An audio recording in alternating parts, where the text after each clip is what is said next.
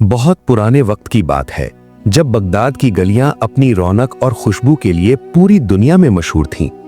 ये वो दौर था जब बादशाहों के महल आसमान से बातें करते थे और बाजारों में दुनिया जहान की दौलत बिक्री के लिए सजती थी। लेकिन इसी चकाचौंध के बीच अक्सर इंसाफ की आवाज सोने चांदी की खनक में दब जाया करती थी। बगदाद के मशहूर बाजार के बिल्कुल बीचों बीच रेशमी कपड़ों की एक पुरानी मगर बहुत ही शानदार दुकान थी। ये दुकान सिर्फ एक इमारत नहीं थी बल्कि बरकत का दूसरा नाम थी। इसके मालिक का नाम था मिर्जा अहमद। मिर्जा अहमद कोई मामूली ताजिर नहीं थे। उनके चेहरे पर हर वक्त एक रूहानी सुकून और आंखों में ईमानदारी की चमक रहती थी। ये दुकान उनके वालिद के जमाने से चली आ रही थी और मिर्जा ने इसे न सिर्फ संभाला था बल्कि अपनी नेक नियति से इसे शहर की सबसे भरोसेमंद जगह बना दिया था। मिर्जा अहमद का उसूल था कि दुकान पर आया कोई भी शख्स, चाहे वो अमीर हो या गरीब, खाली हाथ न जाए। अगर किसी के पास दाम कम होते तो मिर्जा मुस्कुरा कर कहते, अरे भाई ले जाओ, रिस्क देने वाली जात तो ऊपर वाले की है, हिसाब फिर कभी हो जाएगा। उनकी जबान में इतनी मिठास थी कि लोग सिर्फ कपड़ा खरीदने नहीं बल्कि उनसे दो पल बात करने के लिए भी आया करते थे। उनके लिए गाहक सिर्फ मुनाफा कमाने का जरिया नहीं बल्कि अल्लाह की भेजी हुई एक अमानत था। लेकिन कहते हैं ना, जहां जितनी तेज रोशनी होती है वहां साए भी उतने ही गहरे होते हैं। उसी शहर में एक और सौदागर रहता था जिसका नाम था सेठ रुस्तम। रुस्तम के पास दौलत के अंबार थे मगर दिल उतना ही तंग और काला था। वो अपनी दौलत और ताकत के नशे में इस कदर चूर था कि उसे लगता था कि बगदाद की हर चीज पर सिर्फ उसी का हक है। वो गरीबों की जमीनें हड़पने और कमजोरों को दबाने के लिए बदनाम था। सेठ रुस्तम की नजर पिछले कई सालों से मिर्जा अहमद की उस दुकान पर गड़ी हुई थी। वजह साफ थी, मिर्जा की दुकान बाजार के सबसे बेहतरीन हिस्से में थी, जिसे बाजार का दिल कहा जाता था। रुस्तम जानता था कि अगर वो दुकान उसे मिल जाए तो उसका रुतबा और कारोबार दोनों दुगने हो जाएंगे। शुरुआत में रुस्तम ने सीधे तरीके से चाल चली। उसने कई बार अपने मुंशी और कारिंदों को मिर्जा अहमद के पास भेजा। हर बार उसने कीमत बढ़ाकर पेश की, यहां तक कि एक बार उसने दुकान की असल कीमत से 3 गुना ज्यादा रकम देने की पेशकश भी की। एक दोपहर रुस्तम का मुंशी भारी भरकम थैली लेकर मिर्जा के पास पहुंचा और बड़े गुरूर से बोला, मिर्जा तुम खुशनसीब हो, सेठ रुस्तम ने तुम्हारी इस पुरानी दुकान के बदले इतने सोने के सिक्के भेजे हैं कि तुम और तुम्हारी आने वाली नस्लें बैठकर खाएंगी। बस इस कागज पर अंगूठा लगा दो। मिर्जा अहमद ने उस थैली की तरफ देखा भी नहीं। वो बड़े इत्मीनान से रेशम का एक थान लपेट रहे थे। उन्होंने नरमी से जवाब दिया, भाई सेठ साहब से कहना कि उनकी दौलत बहुत कीमती होगी, मगर मेरे लिए ये दुकान सिर्फ ईंट पत्थर नहीं है, ये मेरे बुजुर्गों की निशानी है और मेरे हलाल रिस्क का जरिया है। मैं अपनी विरासत बेचकर अपनी नीयत खराब नहीं करना चाहता। उन्हें मेरा सलाम कहना और माफी मांग लेना।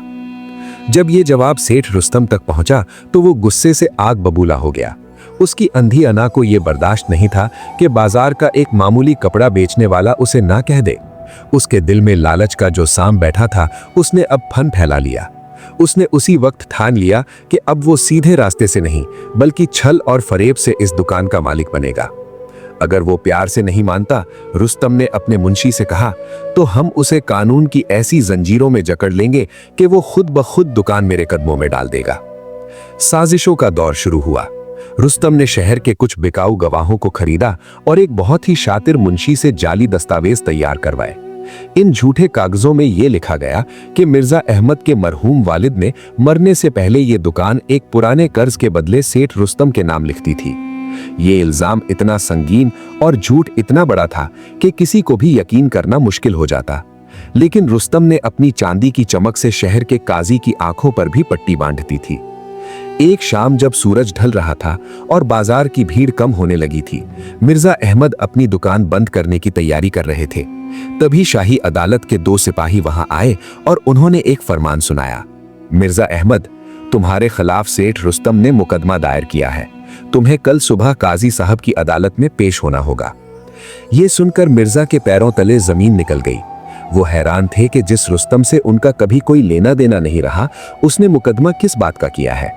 जब उन्हें पता चला कि दावा उनके वालिद के कर्ज का है तो उनका दिल बैठ गया। वो जानते थे कि उनके वालिद ने अपनी पूरी जिंदगी कभी किसी से एक पैसे का भी उधार नहीं लिया था। वो शख्स थे जो दूसरों का कर्ज चुका दिया करते थे। अगली सुबह बगदाद की अदालत खचाखच भरी हुई थी। एक तरफ सेठ रुस्तम अपने वकीलों और गवाहों के साथ बड़े गुरूर से खड़ा था और दूसरी तरफ मिर्जा अहमद अकेले मगर अपने ईमान के साथ खड़े थे। काजी ने अपनी मसनद संभाली और कार्रवाई शुरू हुई। रुस्तम के वकीलों ने वो जाली दस्तावेज पेश किए। वहां मौजूद झूठे गवाहों ने कुरान पाक की कसम खाकर वो झूठ बोला कि शायद आसमान भी कांप उठा हो। उन्होंने बिना हिचकिचाए गवाही दी, जी हुजूर, हम वहां मौजूद थे।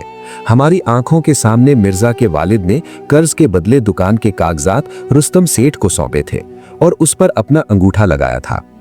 मिर्जा अहमद ये सब सुनकर सन्न रह गए। उनकी आंखों में आंसू आ गए। उन्होंने हाथ जोड़कर काजी से कहा, हुजूर, ये सफेद झूठ है, आप गौर फरमाएं। मेरे वालिद पढ़े लिखे इंसान थे, वो लिखना जानते थे, वो अंगूठा क्यों लगाएंगे? और फिर मेरा पूरा खाता बही देख लीजिए, हमारे खानदान ने कभी हराम का एक दाना नहीं खाया, कर्ज लेना तो बहुत दूर की बात है। मिर्जा की आवाज में सच्चाई की खनक थी, दर्द था। अदालत में मौजूद कई लोगों को भी लग रहा था कि मिर्जा सच बोल रहे हैं, लेकिन काजी, जिसकी जेब में रुस्तम की दी हुई अशरफियां खनक रही थीं, उसने मिर्जा की एक न सुनी। उसने मेज पर हथौड़ा मारा और अपना फैसला सुना दिया। तमाम सबूतों और गवाहों को मद्देनजर रखते हुए ये अदालत फैसला करती है कि दुकान का असल मालिक सेठ रुस्तम है। मिर्जा अहमद ने इतने सालों तक नाजायज कब्जा जमाए रखा, इसलिए हुक्म दिया जाता है कि आज शाम ढलने से पहले मिर्जा अहमद दुकान खाली कर दें और उसका कब्जा रुस्तम के हवाले करें। यह फैसला किसी आसमानी बिजली से कम नहीं था। अदालत में सन्नाटा छा गया। मिर्जा की आंखों से बेइख्तियार आंसू बह निकले। वो समझ गए कि आज इस भरी अदालत में इंसाफ का कत्ल हो चुका है। ताकतवर की चांदी ने गरीब की सच्चाई को खरीद लिया था। टूटे हुए दिल के साथ मिर्जा अहमद दुकान पर वापस आए। वहां रुस्तम अपने गुंडों के साथ पहले से मौजूद था, जैसे गिद्ध शिकार का इंतजार कर रहे हों। रुस्तम के चेहरे पर एक तंजिया मुस्कुराहट थी। वो मिर्जा के करीब आया और कान में फुसफुसाया, देख लिया मिर्जा, मैंने कहा था ना कि हर चीज की एक कीमत होती है। अगर तूने सीधे तरीके से मेरी बात मान ली होती तो शायद तुझे कुछ पैसे मिल जाते। अब देख, तू सड़क पर आ गया और दुकान भी मेरी हो गई। मिर्जा ने एक गहरी सांस ली। उन्होंने रुस्तम को कोई जवाब नहीं दिया। उन्होंने बस अपनी दुकान की दीवारों को आखिरी बार छुआ, जैसे कोई अपने जिगरी दोस्त से हमेशा के लिए बिछड़ रहा हो। उनकी उंगलियां उन लकड़ी के खंभों पर फिरी जहां बैठकर उनके वालिद ने उन्हें ईमानदारी का सबक सिखाया था।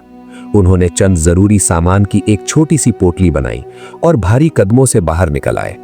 उस वक्त आसमान पर काले बादल घेराए थे और हवा में एक अजीब सी उदासी थी। बाजार के दूसरे दुकानदार जो कल तक मिर्जा की इज्जत करते थे, आज सब खामोश तमाशाई बने खड़े थे। सेठ रुस्तम के खौफ से किसी की हिम्मत न थी कि वो आगे बढ़कर मिर्जा के आंसू पहुंच सके या उन्हें सहारा दे सके। मिर्जा अहमद बाजार के बीचों बीच खड़े हुए। उन्होंने एक बार अपने उजड़े हुए आशियाने को देखा, फिर अपनी नम आंखें आसमान की तरफ उठाईं। उनके दिल में तूफान बरपा था, शिकायतें थीं, दर्द था, लेकिन जबान पर कोई बद्दुआ नहीं थी। उन्होंने बस इतना कहा, ऐ रब्बे कायनात, तू देख रहा है जो मेरे साथ हुआ। आज झूठ जीत गया और सच हार गया। आज एक जालिम ने तेरा दिया हुआ रिस्क मुझसे छीन लिया, लेकिन मुझे तेरी जात पर पूरा यकीन है। बेशक तेरी लाठी बेआवाज है। मेरे मालिक, मैं अपना मुकदमा अब तेरी अदालत में दर्ज करता हूं। अब फैसला तुझे ही करना है। ये कहकर मिर्जा अहमद ने अपने आंसू पोंछे और भारी कदमों से उस बाजार से निकल गए जहां उन्होंने अपनी पूरी जवानी गुजारी की। अब वो सड़क पर थे, न सर पर छत थी, न जेब में दाम, और सामने पूरी दुनिया दुश्मन नजर आ रही थी।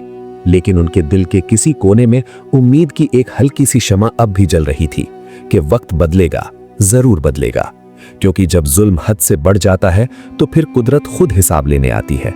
उधर सेठ रुस्तम अपनी नई दुकान में बैठकर अपनी जीत का जश्न मना रहा था, बेखबर इस बात से कि उसने दुकान पर नहीं बल्कि अपनी बर्बादी पर कब्जा किया है। मिर्जा अहमद शहर की गलियों में चलते जा रहे थे, अनजान के ये रास्ता उन्हें कहां ले जाएगा। मिर्जा अहमद जब उस बाजार से निकले तो रात की स्याही गहरी होती जा रही थी। वो शहर जो कल तक अपना लगता था, आज एकदम अजनबी और बेगाना हो गया था। ठंडी हवा के झोंके किसी नश्तर की तरह जिस्म में उतर रहे थे, लेकिन उससे कहीं ज्यादा गहरा जख्म उनके दिल पर लगा था। वो शख्स जो कल तक पूरे बाजार का सबसे मुअज़्ज़िज़ ताजिर था, आज वही शख्स अपने ही शहर की गलियों में बेआसरा होकर भटक रहा था। चलते चलते मिर्जा के कदम अपने पुराने दोस्त हाजी सलीम के घर की तरफ मुड़ गए। सलीम और मिर्जा का बचपन साथ गुजरा था और अक्सर सलीम कहा करता था, मिर्जा, तुम्हारी दोस्ती मेरे लिए दुनिया का सबसे बड़ा सरमाया है। उम्मीद की एक हल्की सी किरण जागी कि शायद पुराने ताल्लुकात काम आ जाएं। मिर्जा ने कांपते हाथों से सलीम का दरवाजा खटखटाया। कुछ देर बाद दरवाजा खुला, मगर पूरा नहीं, सिर्फ थोड़ा सा। अंदर से सलीम ने झांका। मिर्जा की हालत देखकर वो सब समझ गया, लेकिन उसकी आंखों में वो अपनापन नहीं था जिसकी मिर्जा को उम्मीद थी। मिर्जा ने लब खोले। सलीम भाई, आज वक्त ने मुझे सड़क पर ला खड़ा किया है। अगर आज रात सर छुपाने की जगह मिल जाती तो। सलीम ने घबरा कर इधर उधर देखा, जैसे उसे डर हो कि कोई देख न ले। उसने मिर्जा की बात काटते हुए कहा, माफ करना भाई मिर्जा, तुम जानते हो सेठ रुस्तम की पहुंच बहुत ऊपर तक है। अगर उसे पता चला कि मैंने तुम्हें पनाह दी है तो वो मेरा कारोबार भी तबाह कर देगा।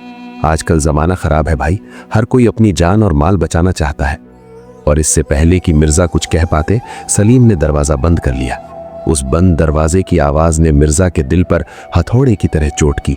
उन्होंने महसूस किया कि जब जेब खाली हो तो रिश्ते भी रेत की तरह मुट्ठी से फिसल जाते हैं। जिसे वो दोस्त समझते थे वो सिर्फ अच्छे वक्त का साथी था। खाली हाथ और टूटे हुए दिल के साथ मिर्जा अहमद शहर की रोशन गलियों को छोड़कर एक वीराने की तरफ निकल गए। शहर के बाहरी हिस्से में एक पुरानी खस्ता हाल मस्जिद थी जिसकी छत बारिशों ने तोड़ दी थी और दीवारें गिर चुकी थीं। वहां ना कोई बिछौना था, ना चिराग, बस अंधेरा और खामोशी थी। मिर्जा एक कोने में बैठ गए। पेट में भूख की आग थी और आंखों में बेबसी के आंसू। उन्होंने अपनी थरथराती हुई रात उसी वीराने में अल्लाह का नाम लेकर गुजारी। सुबह हुई तो सूरज की किरणें जिस्म को गर्माहट तो दे रही थी, मगर भूख ने पेट में मरोड़ पैदा कर दी थी। वो शख्स जिसने जिंदगी भर लोगों को खाना खिलाया था, आज खुद एक निवाले का मोहताज था। मिर्जा जानते थे कि हाथ फैलाना उनके खानदान की रीत नहीं है। चाहे जान चली जाए मगर वो भीख नहीं मांगेंगे। उन्होंने अपनी अना को कुचला और बाजार में मजदूरी तलाश करने निकल पड़े। बाजार में जब वो बोझा उठाने के लिए मजदूरों की कतार में खड़े हुए तो वहां से गुजरने वाले लोगों ने उन्हें पहचान लिया। कानाफूसी शुरू हो गई। अरे देखो देखो, ये तो वही मिर्जा अहमद है ना जो कल तक रेशमी कपड़े बेचता था। हाँ भाई वही है, सुना है सब कुछ लुट गया, अब बोरियां उठा रहा है। बड़ा गुरूर था इसे अपनी ईमानदारी पर, देख लिया अंजाम। लोगों की बातें जहरीले तीरों की तरह लग रही थी। कुछ ने अफसोस किया मगर अक्सर ने तंज कसे, मगर मिर्जा खामोश रहे। उन्होंने अपना सर झुका लिया और अपने काम में लग गए। उन्होंने अपने कांधों पर भारी बोरियां लादी, पसीना बहाया और उफ तक न की। दोपहर के वक्त जब सूरज सर पर था और गर्मी अपने उरूज पर थी, इत्तेफाक से सेठ रुस्तम अपनी शानदार सवारी में वहीं से गुजरा तो उसकी नज़र जब भीड़ में मिर्जा अहमद पर पड़ी जो पसीने में तरबतर और धूल मिट्टी में अटे हुए थे, तो उसने अपने कहारों को रुकने का इशारा किया। रुस्तम बड़े तकब्बुर के साथ नीचे उतरा। उसने अपनी रेशमी पोशाक संभाली और मिर्जा के करीब गया। मिर्जा ने सर उठाकर देखा। रुस्तम के चेहरे पर एक शैतानी मुस्कुराहट थी। उसने अपनी जेब से एक सोने का सिक्का निकाला और मिर्जा के कदमों में धूल में फेंक दिया। उठा ले मिर्जा, रुस्तम ने हंसते हुए कहा। यह तेरी आज की मजदूरी से कहीं ज्यादा है। पुरानी दोस्ती का वास्ता है, रख ले। कम से कम 2 वक्त की रोटी तो सुकून से खा सकेगा। बाजार में सन्नाटा छा गया। सब सांस रोके देख रहे थे कि अब क्या होगा। मिर्जा अहमद ने उस सोने के सिक्के को देखा जो मिट्टी में पड़ा चमक रहा था।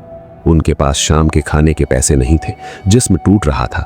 वो चाहते तो वो सिक्का उठा लेते और अपनी भूख मिटा लेते। शैतान ने भी दिल में वसवसा डाला कि उठा ले, ये तेरा हक है। मगर फिर मिर्जा ने अपनी गर्दन उठाई और रुस्तम की आंखों में आंखें डालकर बड़े ठहरे हुए लहजे में कहा, रुस्तम, तूने मेरी दुकान छीनी है, मेरा ईमान नहीं। ये सिक्का मेरे खून पसीने की कमाई नहीं है, इसमें मुझे हराम की बू आती है। इसे तू ही रख। मुझे मेरा खुदा भूखा मार सकता है मगर जलील नहीं कर सकता। ये जवाब सुनकर रुस्तम का चेहरा गुस्से से लाल हो गया। उसे उम्मीद थी कि मिर्जा गिड़गिड़ाएगा, मगर यहां तो फकीरी में भी बादशाहत थी। वो बड़बड़ाता हुआ वहां से चला गया। देख लूंगा तुझे, ये गुरूर भी मिट्टी में मिला दूंगा। शाम तक सख्त मशक्कत करने के बाद मिर्जा को चंद तांबे के सिक्के मिले। उन पैसों से वो सिर्फ बासी सूखी रोटियां ही खरीद सके, वो एक कोने में बैठकर खाने ही वाले थे कि उनकी नजर एक कमजोर और मरियल से कुत्ते पर पड़ी, जो कुछ दूरी पर खड़ा उन्हें उम्मीद भरी नजरों से देख रहा था। जानवर की पसलियां दिख रही थीं और शायद वो कई दिनों का भूखा था। मिर्जा के हाथ रुक गए। उन्हें याद आया कि मखलूक खुदा पर रहम करना भी तो इबादत है। उन्होंने सोचा, मैं तो फिर भी इंसान हूं, सब्र कर लूंगा, ये बेजुबान किससे मांगेगा। उन्होंने अपनी भूख को भुला दिया और वो रोटियां उस जानवर के आगे डाल दी।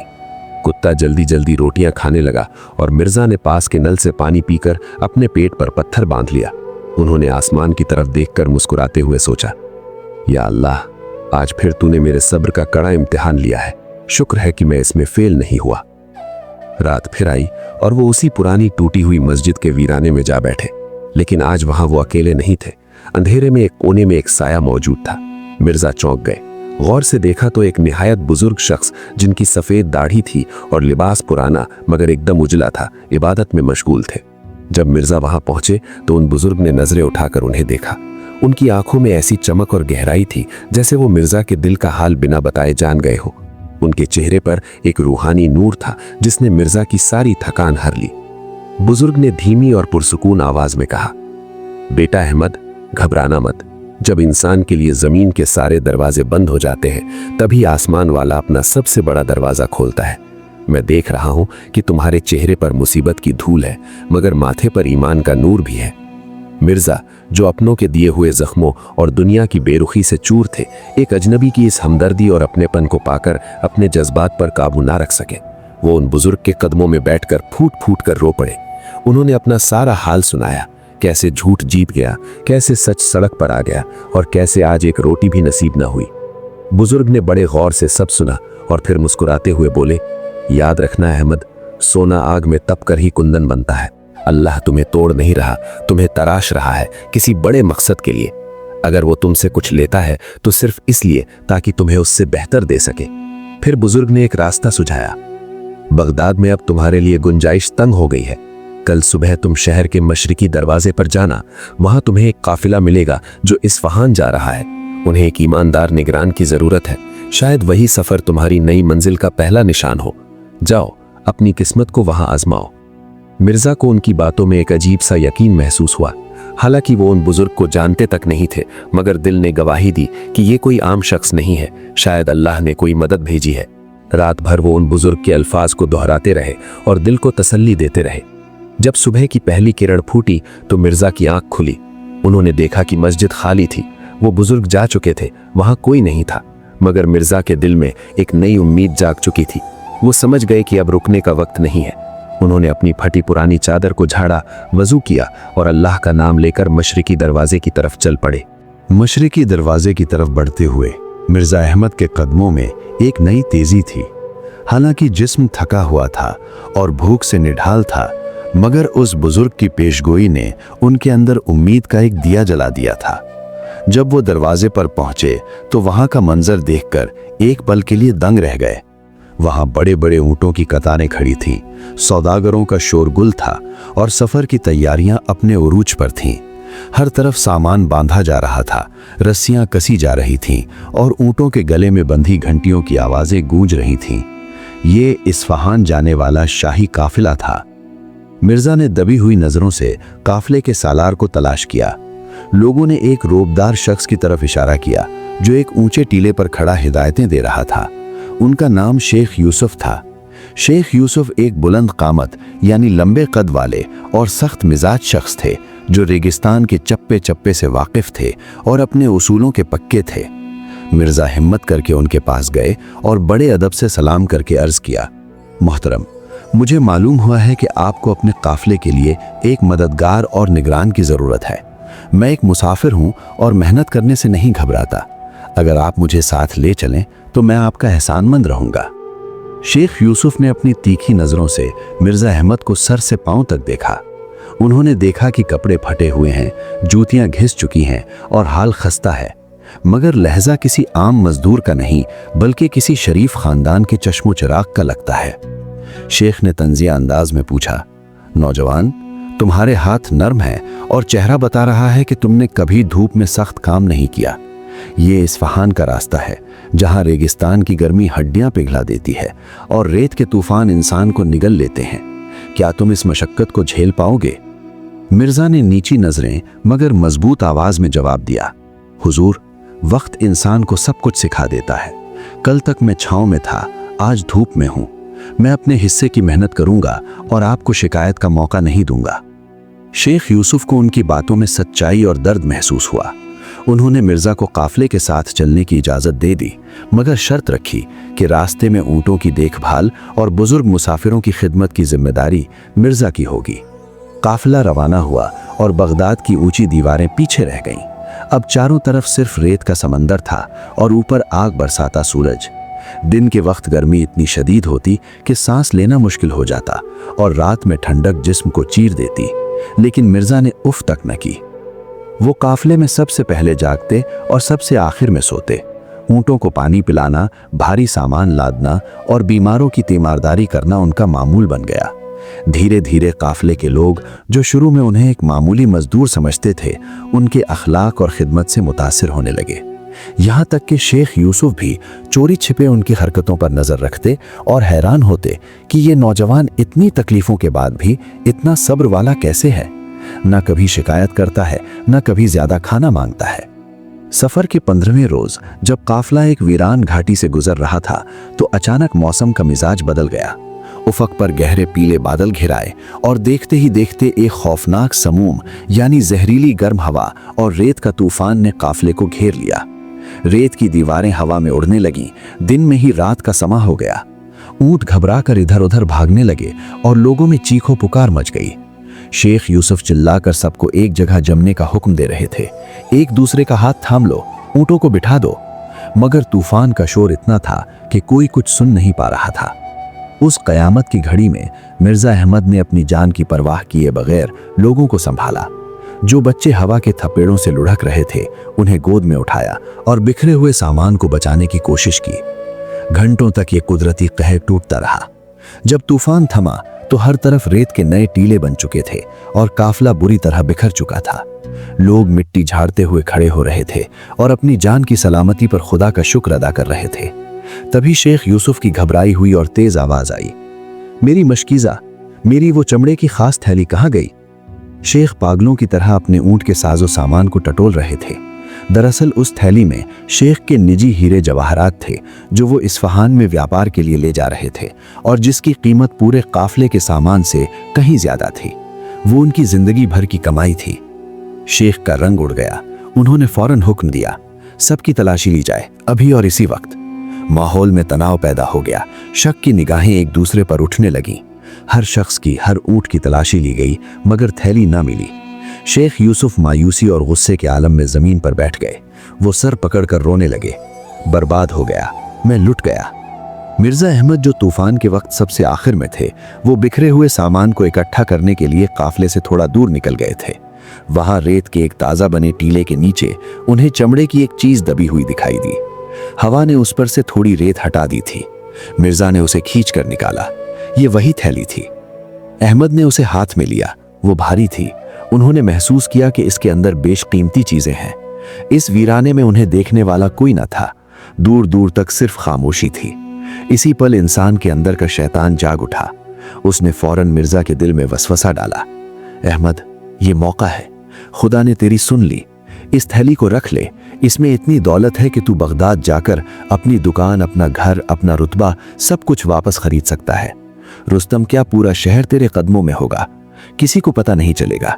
तूने बहुत दुख उठाए हैं, अब ये तेरा इनाम है। एक पल के लिए मिर्जा के कदम रुक गए। दुनिया की सारी आसानियां उनके आंखों के सामने नाच निकली। वो सोचने लगे कि इस दौलत से वो क्या क्या कर सकते हैं। बदला ले सकते हैं, अपनी खोई हुई इज्जत पा सकते हैं। मगर अगले ही लम्हे उनके कानों में उनके वालिद की वो बात गूंजी जो उन्होंने बचपन में कही थी, बेटा, हराम का निवाला पेट में आग है और हलाल की सूखी रोटी में नूर है। दुनिया की अदालत से बच सकते हो मगर ऊपर वाले की नजर से नहीं। मिर्जा ने आसमान की तरफ देखा। बादल छंट रहे थे। उन्होंने आंखें बंद की और दिल ही दिल में कहा, या अल्लाह, तू देख रहा है, ये मेरा इम्तिहान है और मैं चंद पत्थरों के लिए अपना ईमान नहीं बेचूंगा। उन्होंने बिना थैली खोले दौड़ते हुए वापस काफले की तरफ रुख किया। वहां शेख यूसुफ लोगों पर चोरी का इल्जाम लगा रहे थे और तलवार निकालने ही वाले थे। रुकिए शेख साहब, मिर्जा ने दूर से आवाज दी। वो हाँपते हुए वहां पहुंचे और वो थैली शेख के हाथों में थमा दी। हुजूर, ये रेत में दबी हुई मिली थी, शायद तूफान में ऊंट से गिर गई थी और रेत ने इसे ढांप लिया था। शेख ने झपट कर थैली ली, उसे खोल कर देखा। एक एक हीरा, एक एक मोती अपनी जगह पर था, एक दाना भी कम न था।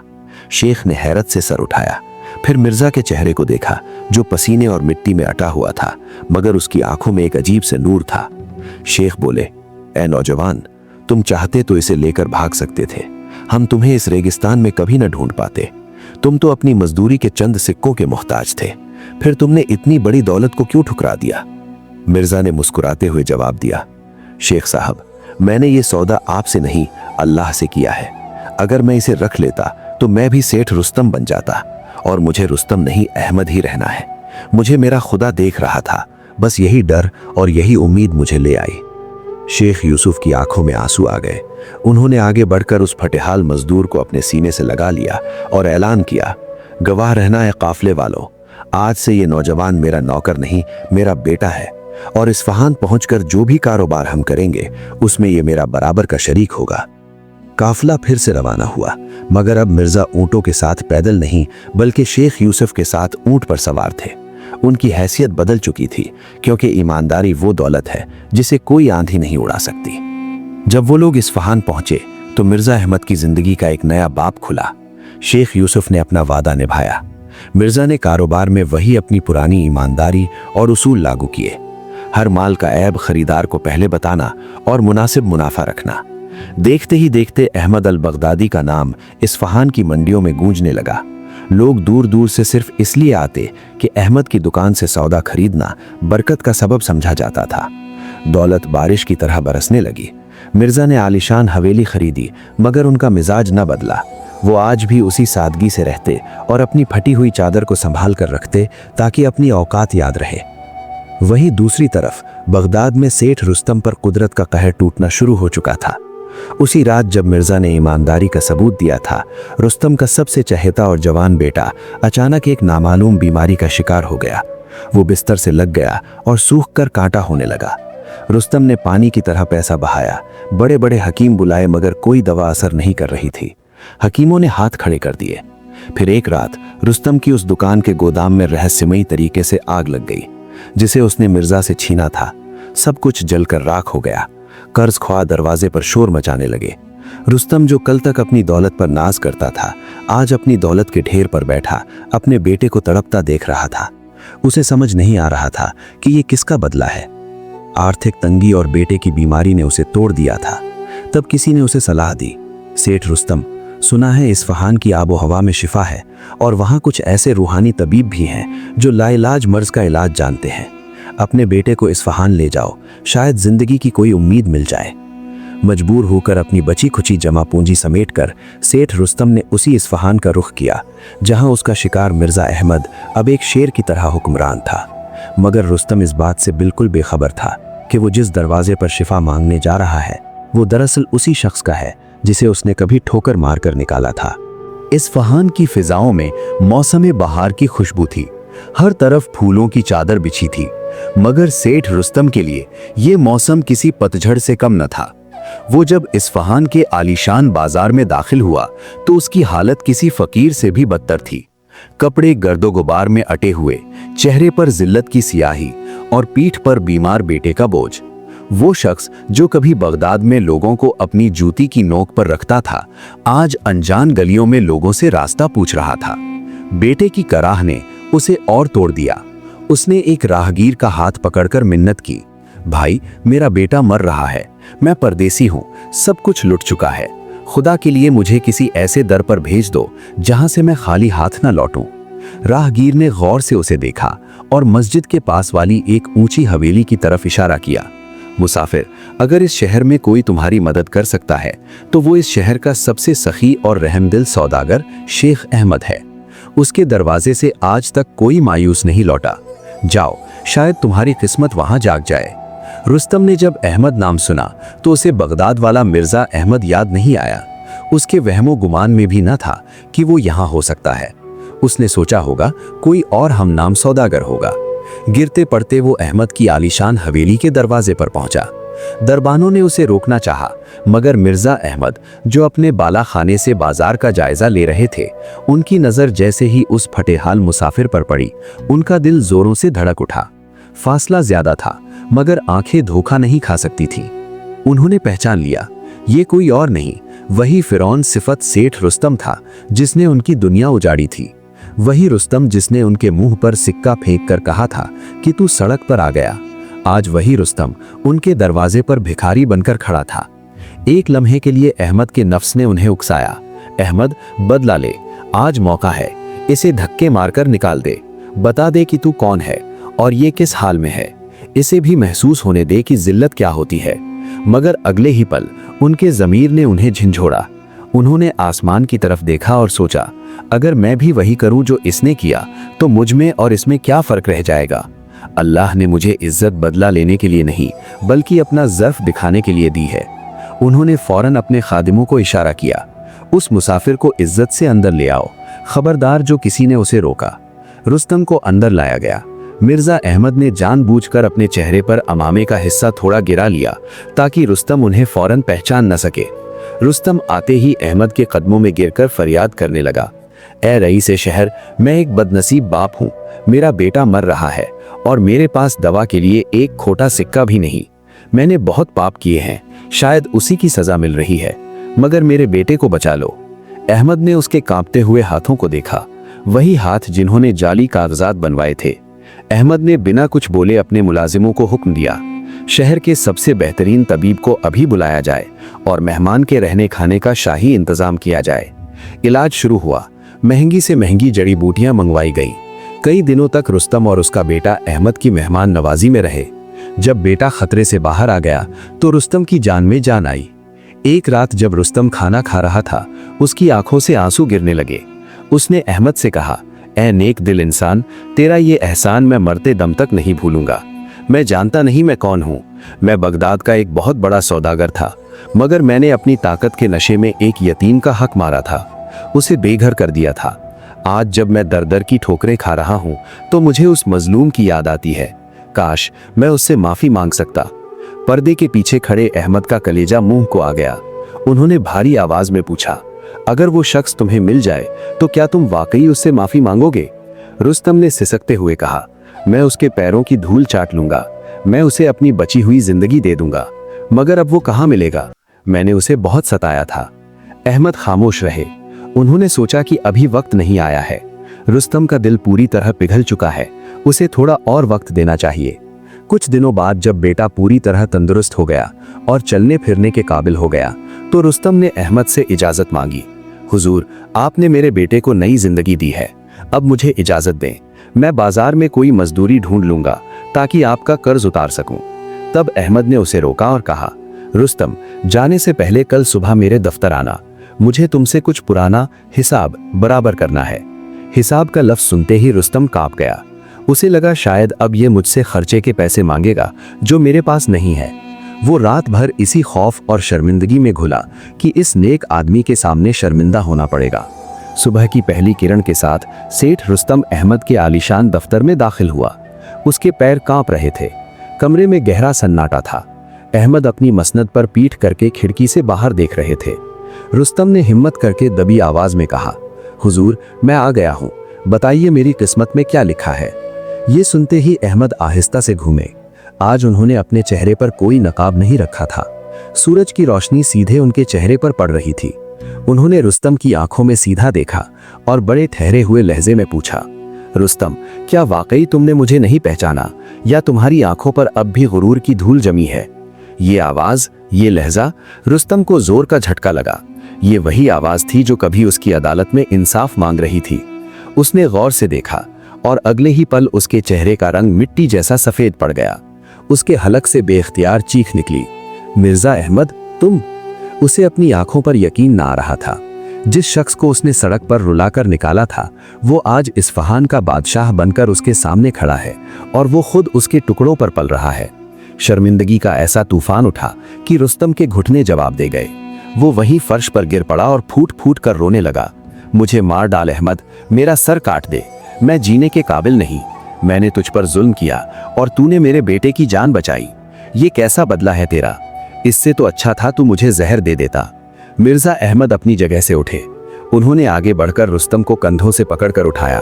उनकी अपनी आंखें भी नम थीं। रुस्तम, उठो, बदला लेना बहुत आसान था। जब तुम मेरे दरवाजे पर आए थे तब मैं तुम्हें धक्के मारकर निकाल सकता था, ठीक वैसे ही जैसे तुमने मुझे निकाला था। मैं तुम्हें पुलिस के हवाले कर सकता था, मगर मैंने सोचा अगर मैं भी जालिम बन जाऊं तो अल्लाह मेरा साथ छोड़ देगा। मैंने तुम्हें माफ किया क्योंकि मेरा मामला तुम्हारे साथ नहीं, मेरे रब के साथ था। अहमद ने मेज से एक भारी थैली उठाई। ये वही थैली थी जो उन्हें रेगिस्तान में मिली थी और जिससे उन्होंने अपना कारोबार शुरू किया था। उन्होंने वो थैली रुस्तम के हाथों में थमा दी। ये क्या है? रुस्तम ने हैरत से पूछा। ये तुम्हारे लिए है। अहमद मुस्कुराए। बगदाद जरूर जाओ, मगर खाली हाथ नहीं। इस थैली में इतनी अशरफियां हैं कि तुम अपना कारोबार ईमानदारी से दोबारा शुरू कर सको। और ये भीख नहीं है, ये कर्ज ए हसना है, बिना ब्याज का उधार। जब कमा लो तो वापस कर देना। रुस्तम सन्न रह गया। उसे लगा जैसे आज उसने पहली बार असल दौलत देखी है। वो दौलत जो सोने चांदी में नहीं बल्कि इंसान के किरदार में होती है। अहमद ने आगे कहा, और हाँ, उस दुकान की अब मुझे जरूरत नहीं, वो मैं वक्फ करता हूँ। वहां मेरी तरफ से गरीबों के लिए एक मुसाफिर खाना बना देना, ताकि हमारा हिसाब आखिरत में भी साफ रहे। रुस्तम अहमद के गले लगकर बच्चों की तरह रोया। दो पुराने दुश्मन जो कभी एक दूसरे की जान के प्यासे थे, आज आंसू बहाकर दिलों का मैल धो रहे थे। रुस्तम जब इस्फहान से रुखसत हुआ तो वो पुराना मगरूर सेठ नहीं था। उसकी चाल में आजिज़ी थी और जबान पर शुक्र। बगदाद पहुंचकर उसने सबसे पहले उस जली हुई दुकान की जगह का रुख किया। वहां खड़े होकर उसने बाजार के तमाम लोगों को इकट्ठा किया। सब हैरान थे कि रुस्तम वापस आ गया, मगर उसका हुलिया बदला हुआ था। रुस्तम ने बुलंद आवाज में पुकारा, ऐ बगदाद वालों, गवाह रहना, मैं सेठ रुस्तम आज अपने गुनाहों का एतराफ करता हूँ। मैंने मिर्जा अहमद से ये जमीन छीनी थी। मैंने झूठे गवाह खरीदे थे। मेरा वो तकब्बुर अल्लाह ने मिट्टी में मिला दिया, और उसी अहमद ने, जिसे मैंने बर्बाद किया था, आज मेरी जान बचाई है। पूरे बाजार में सन्नाटा छा गया, यहाँ तक कि वो काजी भी भीड़ में सर झुकाए खड़ा था। रुस्तम ने अपना वादा निभाया। उसने उस जमीन पर कोई दुकान नहीं बनाई, बल्कि एक आलीशान मुसाफिर खाना तामीर करवाया। उसके माथे पर लिखा गया, सब्र की जीत। वहां हर गरीब और मुसाफिर को मुफ्त खाना और रहने की जगह मिलती थी। रुस्तम, जो कभी मजदूरों पर कोड़े बरसाता था, अब खुद अपने हाथों से लोगों की खिदमत करता था। वक्त गुजरता गया। रुस्तम ने अपनी बाकी जिंदगी तौबा और खिदमत में गुजार दी।